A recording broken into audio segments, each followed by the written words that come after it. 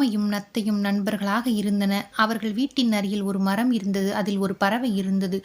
அது எப்பொழுதும் கோபமுகத்துடனேயே இருக்கும். ஆனால் இவர்கள் இருவரும் அதனுடன் நட்புடன் இருக்கவே விரும்பினர். அதனால் அதனை தங்கள் வீட்டிற்கு உணவருந்த அழைத்திருந்தனர். அப்போதும் அது முகத்தை உம்மென்றே வைத்திருந்தது. வீட்டிற்கு உணவருந்த வந்தபோதும் கத்திக்கொண்டே இருந்தது. எப்படித்தான் நீங்கள் உங்கள் ஓடுகளை சுமந்து கொண்டிருக்கிறீர்களோ, என்னை பாருங்கள், எவ்வளவு இலகுவாக பறக்கிறேன் என்று கூறிக்கொண்டிருக்கும். அவைகள் இவன் எப்பொழுதும் இப்படித்தான் பேசிக் கொண்டிருப்பான், எதையும் கண்டு கொள்ளவே இல்லை. பறவையை நன்றாக கவனித்து அனுப்பினால் நன்றாக மழை பெய்தது. மின்னலும் இடியுமாக இருந்தது. ஆமையும் நத்தையும் தங்களை தங்கள் ஓடுகளுக்குள் சுருக்கிக் கொண்டன. ஆனால் பாவம், அந்த பறவைதான் நனைந்து விட்டது. அப்பொழுது ஆமைதான் துண்டை எடுத்துக் கொடுத்து தண்ணீரை நன்றாக துடைத்துக்கொள் என்று கூறியது. இப்பொழுது தெரிகிறதா உனக்கு, எங்களுடைய ஓடுகள் தான் எங்களை பாதுகாப்பாக வைத்துக் கொள்கின்றன. அது எங்களுக்கு எப்பொழுதும் கனமாக இருந்ததே இல்லை என்று கூறியது. பறவை தன் தவறை உணர்ந்தது. அன்றிலிருந்து மூவரும் மிகவும் சிறந்த நண்பர்களாக இருந்தனர். சில நாட்களில் ஒன்றாக அமர்ந்த உணவு உண்கின்றன, நன்றாக பேசுகின்றன, விளையாடுகின்றன. மூவரும் ஒற்றுமையாக இருக்கின்றன.